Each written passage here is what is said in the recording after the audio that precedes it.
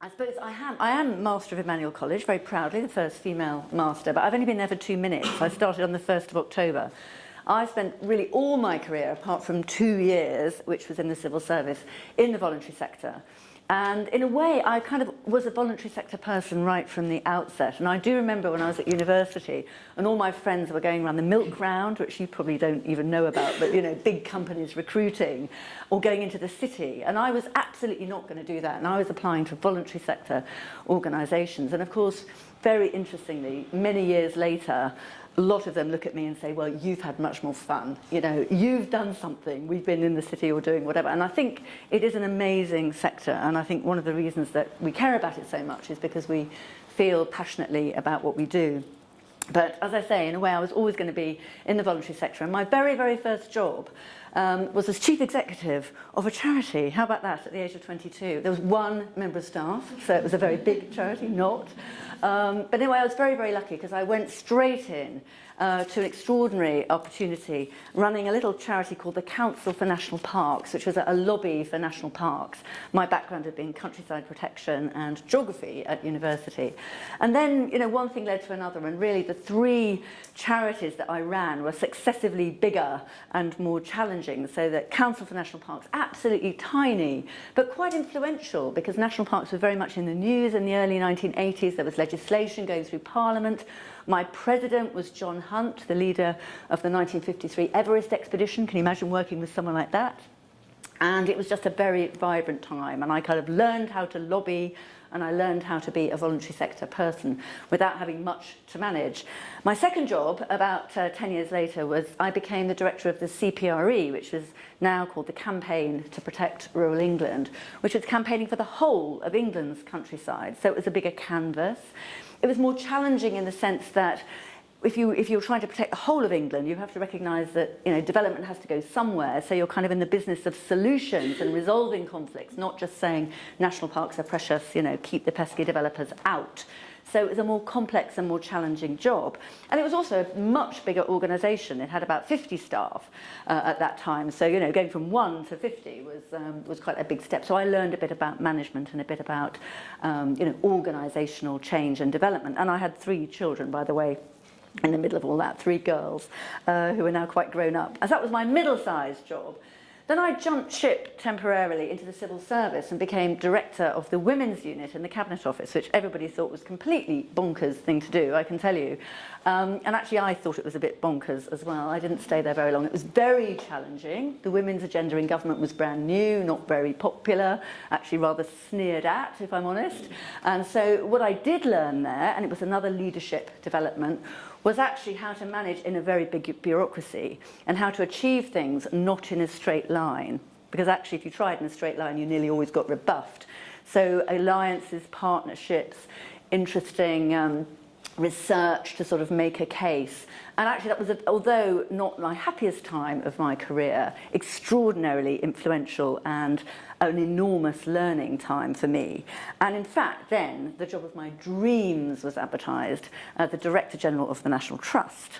Now, I was 42, had 3 really small children. They'd never been run by a woman before. Everybody said, again, you know, have a go, but you'll never get it. But actually, quite astonishingly, they did give the job to me. And I think it was actually because I was a woman, because I was younger, because I had had a track record of working not on historic houses and the sort of art and architecture side of the trust, but the countryside, the open spaces, you know, that huge, enormous estate the National Trust has. And because they knew in their bones they needed to change. And they kind of intuitively, I think, knew they needed to appoint someone a bit different. But that was the job when my leadership learning really took off, because indeed it needed to change, but it needed to change without throwing away its extraordinary history. You know, founded in 1895, you know, an incredible track record, an incredibly successful organisation, 2.7 million members when I arrived. So, you know, not a question of broken needing fixing, but definitely a question of change. And so, you know, my job there was to really try and bring the National Trust into the 21st century, but without throwing away its extraordinary past. And I suppose what I was trying to do was engage with, and very similar actually to what you've just heard, about all these passionate people, but very, very passionately of the conviction that their specialism, their expertise was what mattered. And so a lot of silos, a lot of people working without thinking necessarily about the bigger picture. And also, frankly, a kind of public perception of poshness, which I'm sure some of you will identify, you know, an organisation which was about stately homes and grand places, but shh, you know, don't make a noise, don't touch anything, don't walk on the grass, don't picnic, all those negatives. And actually, its foundation back in 1895 had been a radical socialist cause around providing green space for urban poor people. So, you know, there was a real sense of needing to rediscover those historic roots. And so I led an enormous internal change over the 12 years I was there. Everything from moving out of London to Swindon, you can imagine how popular that was. Massive financial reforms to actually get us saving a lot of money so that we could actually spend and invest in our properties. Big structural changes, actually trying to get that alignment and get away from the silos, and also to delegate power and responsibility to properties who were feeling very crowded out by the sort of bureaucracy and the central arguments of the organisation, and a big cultural change. And the way I describe the cultural change, which is probably the legacy I'm most proud of, is that I describe it that we learned as an organisation to love people as much as loving places. You know, the National Trust has always been brilliant at conservation and clearly loved places, you know, great gardens and mansions and art collections and beautiful countryside. But actually, did we love people? And it may be something that resonates with you, that actually you can't do anything without people, your staff, your volunteers, but also, of course, the public and the people that you're serving. And so, you know, I described us going from what I called an arms-closed culture, which you can imagine what it's like, arms-closed, we've got it, it's safe, thank you very much, you can come in if you behave really well, but it's all right in our hands, to arms-open conservation, which is really about, this is ours, this is the nation's heritage, it's yours, we want your ideas, we want your involvement, we want you to come and feel part of it. And that was a major transformation from an organisation that was full of specialists and very proud of its very high conservation standards, and actually rather nervous of saying, yes, you can walk on the grass, yes, you can picnic anywhere you like, yes, you can touch things. You know, that culture was absolutely enormous. But I used, and this is not untypical in change and leadership, I used events. That's what politicians always say, isn't it? Events, dear boy, to make a case for change. So the acquisition of a place called Tintsfield, a Victorian Gothic mansion near Bristol, which some of you may even remember, which was very controversial at the time. But because it was a Victorian house and therefore quite robust, I said we will acquire it, but we'll acquire it if we manage it in a completely different way, a hands-on conservation in front of people, letting people see all the floorboards up and all the conservation work going on, touching things, helping us do conservation work. And that sort of broke the mould, because if we could do it there, people started to say, oh, well, maybe I can do it at this other property, or maybe I can do, you know, some conservation work, which always used to be done behind closed doors out in public. And another example, I used the foot and mouth crisis, which again, some of you will remember as a terrible crisis back in 2001, within 6 weeks of me arriving as Director General, actually.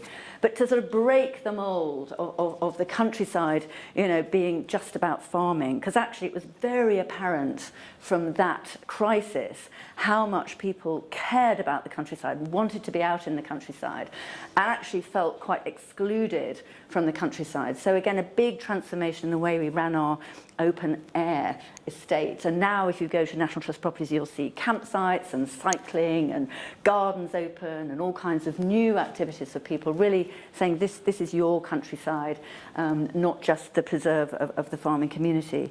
So in many, many ways, it was a kind of rollicking time, very controversial. At one point, I was in private eye every week as this dreadful Director General, and my staff were clearly leaking things I'd said because they were all over the press. It was horrible, and I got a lot of personal criticism for daring to take on this great organisation.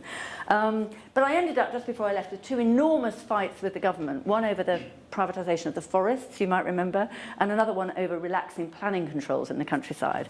Quite amazingly, we won both those battles. And so at that point I thought, and we got to 4 million members, and I thought, you know what, I might quit while I'm ahead. And so, you know, timing is another leadership skill potentially. So anyway, I left, much to my, I miss it dreadfully, because it was the job of my dreams. I did love it, but you know, you can't do these jobs forever. However, I do have just a few thoughts then about how that experience leads me to reflect on leadership, not at all dissimilar. The first thing, and someone said to me quite early on in my career, you know, Fiona, what are you leading for? And I think it's a very, very good question, because that sense of integrity and of complete commitment to the cause is fundamentally the most important quality of leadership, I would say. Now, you talked about it being about the organisation's cause, which is absolutely right. I was very lucky, and I've always worked for organisations whose cause I completely believe in personally, but I bet there's no one in this room who doesn't feel very aligned to their organisation's cause. That's what the voluntary sector does. And so I think that sort of sense, you need to have a really clear vision, and you need to stick to it. Because when you're criticised and when you're challenged and when you're, you know, people try and subvert, you know, what's going on in change, you need to be able to articulate really authentically and clearly what you are leading for. And sometimes difficult decisions do have to be made, but with that sort of inner strength, you can do it and you can survive. Secondly, you do need strategy. And for me, strategy is about saying, like, my big goal is over there, and my organisational plan is here, and lots of organisations do those things, but they don't always have a strategy for, say, 10 years, which is the right, how are we going to get there? How are we going to align the organisation, align the people, get rid of those silos, get people working to that common cause, but over a long period of time, because these things don't happen quickly. And so that sense of joining people up, so that everybody, however passionate they are about their expertise, can also see that kind of bigger direction that unites them with the person doing finance or fundraising or, you know, management or delivery of services or whatever it is. So one, a vision and stick to it. Two, strategy, and articulate it in ways that people can understand and see that their job is contributing to. Third is people. You cannot move in the organisation without engaging your people first, and without engaging volunteers, many of you will have, and without being clear about, you know, who are your beneficiaries. In my case, at the National Trust, it was the whole country, which was fantastic, but whoever you are, so you cannot move without people. Leadership is not about doing stuff yourself, in other words, it's about empowering people. And the simpler and clearer your message, the more they can take that up and be empowered. And that's why I use language like arms closed, arms open, loving people as much as places, because actually it was really simple, a complete jargon-free zone, and people get that. And they don't like being told that, you know, there's a kind of complicated management theory. They like to know fundamentally in their hearts what they're trying to do. And I think the sort of, when the chips are down, it was that sense of kind of personal integrity, having a sort of golden thread through my life, being able to explain, you know, why the trust needed to change, why it mattered so much, that I was able to survive some quite challenging times. And so the kind of personal qualities, fundamentally, I'd say resilience. Any leader needs to be quite resilient and be able to have a bit of battering and cope with it. And, you know, some of the challenges you're facing are pretty intense. Very good listening skills. You know, the best leadership comes from listening well and being able to kind of articulate what you're hearing and respond to it. The ability to inspire people, and that's not about being charismatic, although you might, well, nice if you are, much more about this ability to really motivate people around a simple and clear proposition, and consistency. Because leadership that wobbles all over the place is no good to anybody. And the final thing I'd say is the best leaders, in my experience, and I go right back to John Hunt, is humility. And that's a very interesting, you wouldn't expect that necessarily, but this chap who got the people up Everest, the very first ascent, was the most humble person I ever met. And he loved people, he respected people, and he always listened really well. And he achieved extraordinary things, not just Everest, but penal reform and all kinds of Duke of Edinburgh's award scheme he set up, etc., etc. So that would be my thoughts. I hope it's useful. And all of you, very best of luck in your leadership journeys. Thanks.